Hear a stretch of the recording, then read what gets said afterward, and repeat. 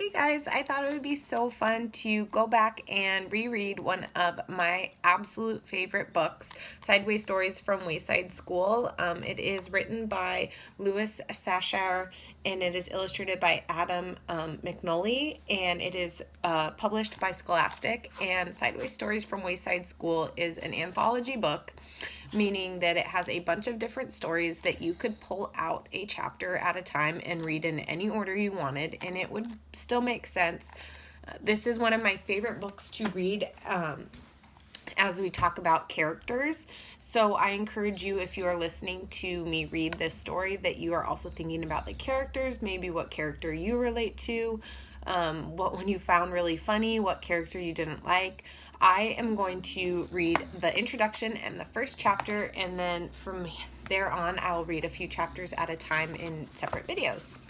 So, Sideways Story from Wayside School.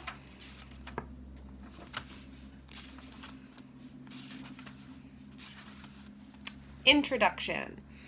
This book contains 30 stories about children and teachers at Wayside School. But before we get into them, there's something you ought to know so that you don't get confused. Wayside School was accidentally built sideways. It was also supposed to only be one story high with 30 classrooms all in a row. Instead, it is 30 stories high with one classroom on each story. The builder said he was very sorry. The children at Wayside School liked having a sideways school. They have an extra large playground. The children and teachers described in this book all go to class on the top floor. So there are 30 stories from the 30th story of Wayside School. It has been said that these stories are strange and silly. That is probably true. However, when I told stories about you to the children at Wayside, they thought you were strange and silly. That is probably also true. Chapter 1, Mrs. Gorf. Mrs. Gorf had a long tongue and pointed ears. She was the meanest teacher at Wayside School. She taught the class on the 30th story. "If you children are bad," she warned, "or you answer a problem wrong, I'll wiggle my ears, stick out my tongue, and turn you into apples." Mrs. Gorf didn't like children, but she loved apples. Joe couldn't add, he couldn't even count, but he knew that if he answered a problem wrong, he would be turned into an apple. So he copied from John. He didn't like to cheat, but Mrs. Gorf never taught him how to add. One day, Mrs. Gorf caught Joe copying John's paper. She wiggled her ears, first her right one, then her left, stuck out her tongue, and turned Joe into an apple. Then she turned John into an apple for letting Joe cheat. "Hey, that isn't fair," said Todd. "John was only trying to help a friend." Mrs. Gorf wiggled her ears, first her right one, then her left, stuck out her tongue, and turned Todd into an apple too. "Does anybody else have an opinion?" she asked. Nobody said a word. Mrs. Gorf laughed and placed 3 apples on her desk. Stephen started to cry. He couldn't help it. He was scared. "I do not allow crying in this classroom," said Mrs. Gorf. She wiggled her ears, first her right one, then her left, stuck out her tongue, and turned Stephen into an apple.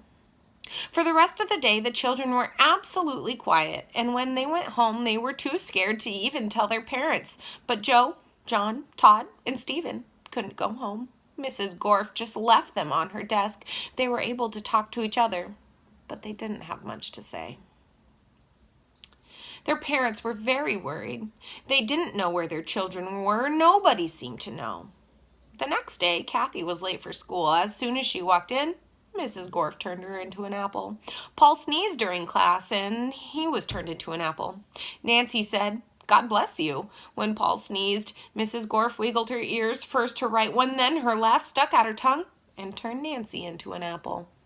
Terrence fell over in his chair. He was turned into an apple. Marika tried to run away. She was halfway to the door. Mrs. Gorf's right ear began to wiggle. Then she reached the door. Mrs. Gorf's left ear wiggled.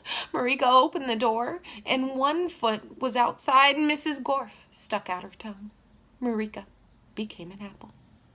Mrs. Gorf picked up the apple from the floor, put it on her desk with the others. Then the funny thing happened. Mrs. Gorf turned around and fell over on a piece of chalk. The 3 Erics laughed. They were turned into apples. Mrs. Gorf had a dozen apples on her desk. Joe, John, Todd, Stephen, Kathy, Paul, Nancy, Terrence, Marika, and the 3 Erics: Eric Fry, Eric Bacon, and Eric Ovens. Lewis, the yard teacher, walked into the classroom. He had missed the children at recess. He had heard that Mrs. Gorf was the meanest teacher, so he came up to investigate. He saw 12 apples on Mrs. Gorf's desk. I must have gotten it wrong, he thought. She must be a good teacher if so many children bring her apples. He walked back down to the playground. The next day, a dozen more children were turned into apples. Lewis, the yard teacher, came back into the room. He saw 24 apples on Mrs. Gorf's desk. There were only 3 children left in class. She must be the best teacher in the whole world, he thought. By the end of the week, all of the children were apples. Mrs. Gorf was very happy. Now I can go home, she said. I don't have to teach anymore. I won't have to walk up 30 flights of stairs ever again. You're not going anywhere, shouted Todd. He jumped off the desk and bopped Mrs. Gorf on the nose. The rest of the apples followed. Mrs. Gorf fell on the floor. The apples jumped all over her. Stop, stop, she shouted, or I'll turn you into applesauce. But the apples didn't stop, and Mrs. Gorf could do nothing about it. Turn us back into children, Todd demanded. Mrs. Gorf had no choice. She stuck out her tongue, wiggled her ears, this time first the left one, then her right, and turned the apples back to children. All right, said Marika, let's go get Lewis. He'll know what to do. No, screamed Mrs. Gorf. I'll turn you back into apples. She wiggled her ears, first her right one, then her left, and stuck out her tongue. But Jenny held up a mirror, and Mrs. Gorf turned herself into an apple. The children didn't know what to do, and they didn't have a teacher. Even though Mrs. Gorf was mean, they didn't think it was right to just leave her as an apple, but none of them knew how to wiggle their ears. Lewis, the yard teacher, walked in. Where's Mrs. Gorf? He asked. Nobody said a word. Boy, I am hungry, said Lewis. I don't think Mrs. Gorf would mind if I ate this apple. After all, she always has so many. He picked up the apple, which was really Mrs. Gorf, shined it on his shirt, and ate it. And that is chapter 1, Mrs. Gorf.